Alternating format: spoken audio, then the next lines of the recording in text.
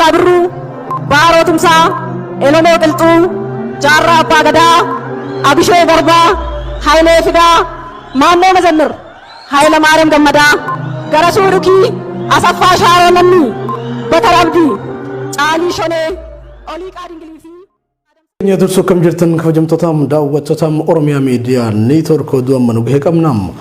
Murtii federaalaa dhaddacha yakka lidataa guyyaa har'aa beellamam hidhamtootaam siyaasa Oromoo galmee obbo Jawaar Mohaammed jala jiran ilaaluun murtii dabarseen himata shororkeessummaa abbaan alangaa himatamtoota kanneen irratti banee ture kufaa taasisuun mirga himataa fooyyessuu dabarsuusaam abukaatoon hidhamtoota siyaasaa Oromoo obbo Gammachuu Guutamaam Oromiyaa Miidiyaa Neetwoorkitti himan.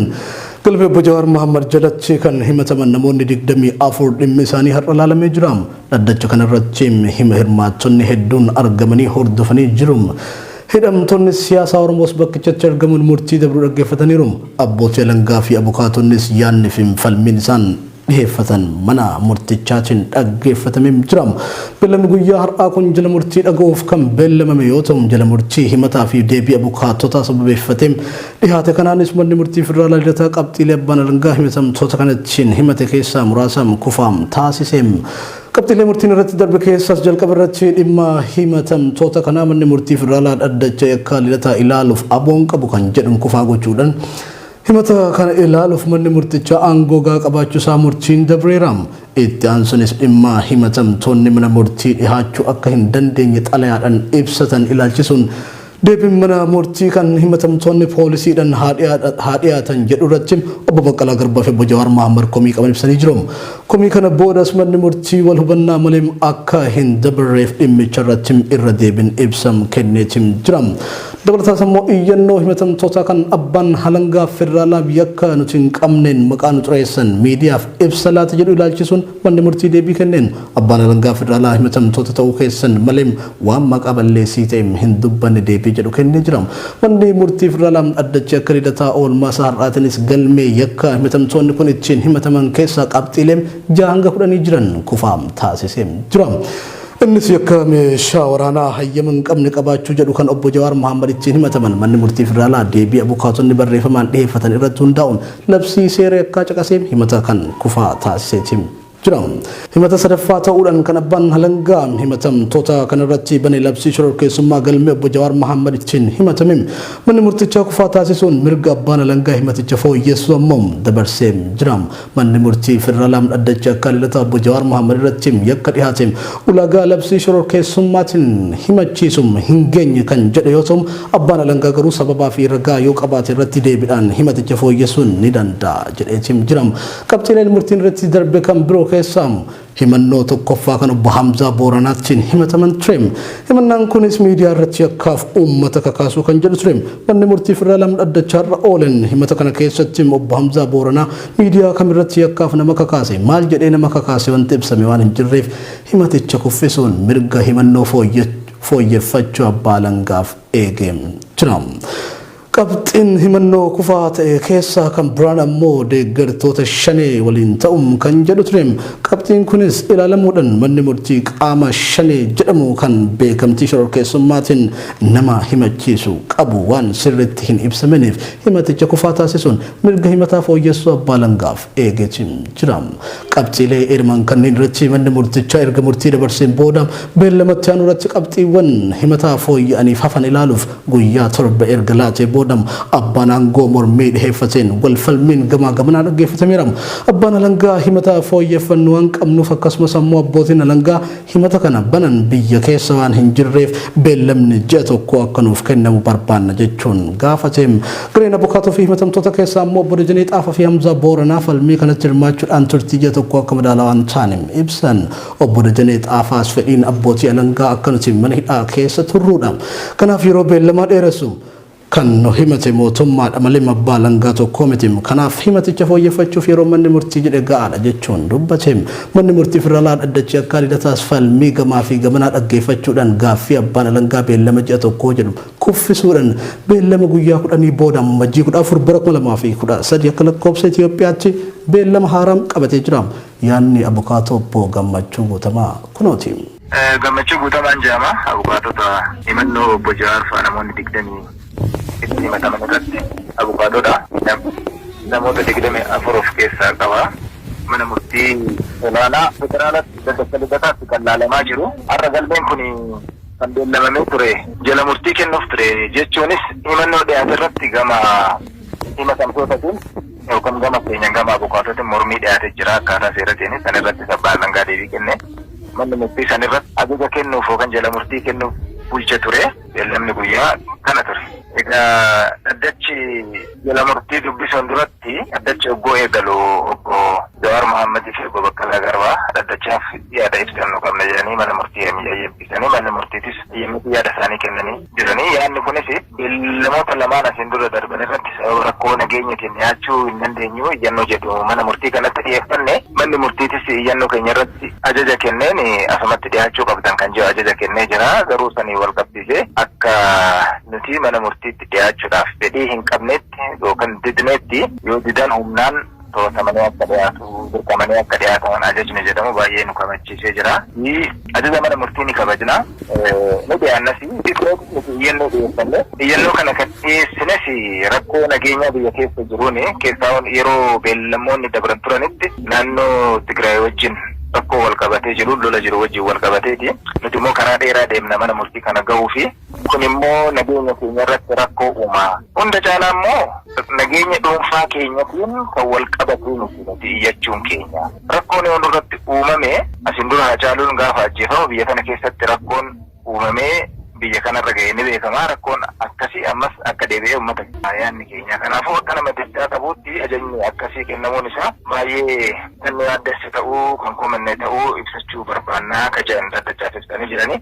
Seerata yaada isaanii kana eega dhaga'anii booda nuti ajaja kana kan kennine akka tasaa yoo dhiyaachuun dhabame waliin adeemu kan jedhu malee nutillee ajaja mana murtii hin kabajanii yaada jedhu qabanneetii nuti. Kanaafuu akkasitti nuuf hubatamu. Yaada jedhuun bira dabranii jechaadha kana fakkaata kan eegalame daddachi.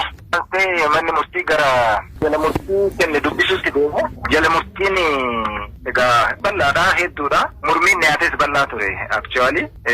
Inni dura manni murtii aangoo hin qabu kan jedhu irratti mormiin dhiyaates ni jira ture. Manni murtii garuu manni murtii olaanaa federaalaa kun dhimma kana laaluuf aangoo ni qaba. Yaada jedhuun jala murtii kennee bira dabree jira. Saansee kan jiru immoo himannoon galmee sanirra jiru. Himannoo 10 san keessaa himannoon 5ffaarraa hanga 10ffaa jiranii labsii tokko jalatti dhiyaatan. Kunis ayyama malee meeshaa waraanaa qabachuun wal qabata. Himannoo kanaan wal qabatee labsichi guyyaa hojiirra ooleellaa kaasee yeroo waggaa tokko keessatti namni meeshaa waraanaa harkaa qabu kamiyyuu kan hin galmeessisin jechaadha. Saniin dura galmeessisuu qaba. Kan hin galmeessifne yoo ta'e immoo kan galmaa ofii hayyamni hin kennamneef yoo ta'e akka deebisu ajaja. Kanaafuu yeroon kun yeroo himannoon 5ffaa hanga 10ffaa jiran meeshaa waraanaa hayyama hin qabne qabachuu wal qabata. Garuu akkaataa labsichaatiin haga muddee 30 bara 2013tti bifa saniin namni meeshaa hayyama hin qabne qabate galmeessisu hayyama itti fudhachuu ni danda'a. Yookiin immoo hayyamni kan hin kennamneef yoo ta'e deebisuu ni danda'a jedha labsichi. Dhimma kanaan garuu meeshaa waraanaa isin harkatti qabamee jaamee kan ittiin himataman bara 2012 bara dabre jechuudha. Ji'a waxabajjii keessaa. Kanaafuu kun seerichi yakka godhuu hin eegalle yookaan immoo effektiiv hin taane. Kanaafuu himannoo bifa kanaan wal qabate manni murtii qofaa godhee jira. Garuu meeshaa waraanaa wal qabachuun wal qabate labsii seerri idileen yookaan seerri yakkaa waan tumu qaba. Yookaan immoo seerri biraa waan kana yakka godhuu danda'u yoo jiraate abbaan alangaa bifa saniin fooyyessee akka dhiyaatu ka jedhuun ajaja kennee jira jechaadha. Kanaafuu labsiisanii wal qabatee himannoowwan 6 jiran manni murtii oduun fudhatin bira dabree bifa kanaan fooyya'u jedhee ajaja kenna.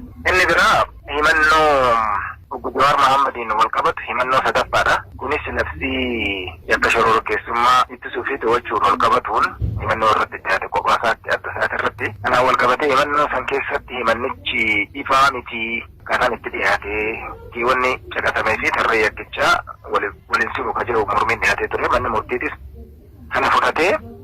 Kanaafuu himannoon dhiyaate kun haala ifa ta'een fooyya'ee akka dhiyaatu manni murtii ajaja kennee jira jechuudha. Kunis himannoo 3ffaa obbo Jawaar Muhammad yookaan himatamaa 1ffaa irratti dhiyaatee wal qabata. Inni biraa himannoo 1ffaa keessatti himatamaa 3ffaan Hamza Adaanaa yookaan Hamza Booranaa himatamee jira. Achi keessatti himannoon tokko dhaatu gochi namoonni tokkoon isaanii raawwatan adda bahee ibsamuu qaba. Kanaafuu Hamza Adaanatti wal qabatee garuu miidiyaa kamiin yakkasan akka raawwatamu dubbate haasa'e ka jiru addan baane yookaan sooshaal miidiyaa kamii kana jedhameen ibsamne kunis himannoon kun ifaa miti kanaaf haala gateen qophaa'e akka dhiyaatu ka jiru manni murtii ajaja dabarsee jira.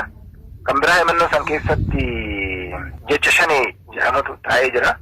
Shanee jechuun garuu maali eenyummaan isaa hin beekamu jecha akkanaatiin himatamuun namni tokko himannoo itti waan ittiin himatame beekee adda baasee ofirraa ittisuu irratti rakkoo uumata jedhu mormii ta'e ni jira ture. Manni murtiitis kana fudhatee jecha shanee jedhu nama dhuunfati moo gareedha moo maali ka jedhu abbaan alangaa ifa godhee adda baasee himannoo isaa fooyyessee akka dhiyeessu ajaja kennee jira. Kanaafuu mormii himannoo irratti ka'ee laalchisee jalli murtiin kenname kana fakkaata. Ittaansee manni murtii kan ajaja itti kenne asiin dura abbaan alangaa waliigalaa federaalaa haala mirga keenya kan eerannuuf eegame akka nama qulqulluutti lakkaa'amuuf qabnu sarbuudhaan akka yakkamtootatti miidiyaadhaaf ibsa kennee jira. Kanaafuu kun immoo adeemsa mana murtii kan gufachiisu waan ta'eef akka nuuf gaafatamu ka jedhu iyyannoo dhiyaatee ture. Manni murtii garuu ibsi abbaan alangaa waliigalaa federaalaa kenne sun akka dhiyaatuuf seedinis dhiyaatee laallee fi akka laalletti ibsi kenname akka yakkamtoota taatanitti kan isin ibsuu miti yookiin immoo himatamuu keessan ibsa malee komiin dhiyaateen kan hin dubbatin waan ta'eef sanis waan hubanneef iyyannoo dhiyaateen fudhatee bira darbee jira.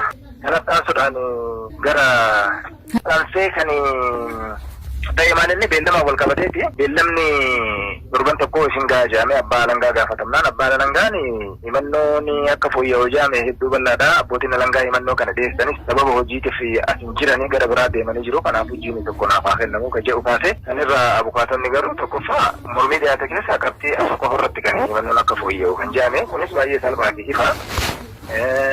Lammata immoo abbootiin alangaa nu biran jiran jechuun nuti namoota dhuunfaatii miti kan himate qaama mootummaati qaama guddaa mootummaati. Kanaafuu qaamni guddaa mootummaa hojjettoota hedduu qabaa dhimma kan hojjechuu danda'a beellamni gabaabbachuu qaba ka jedhutu ka'ee dabalataan abukaatootti dabalee obbo Hamzaadhaan fi obbo Dajanee Xaafaa dubbatanii jiru.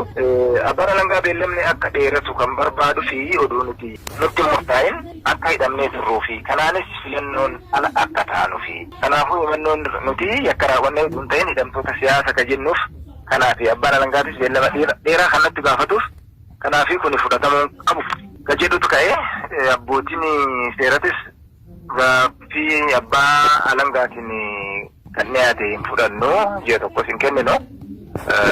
Abbaan alangaa humna hedduu qaba qaama mootummaatii humnas ni qaba. Kanaafuu beellama gabaabaa kennu jechame beellamni akka lakkoofsa Itoophiyaatti amajjii 14 bara 2018 beellamamee jira.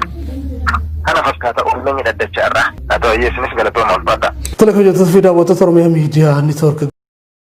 Sasaabirruu Baaroo Tumsaa Elonoo Qilxuu Jaarraa Abbaa Gadaa Abishoo Garbaa Hayilee Fidaa Maannoo Mazannir Hayila Maariyaam Gammadaa Garasuu Dhukii Asaffaa Shaaroo Lammii Batar Abdii Caalii Shonee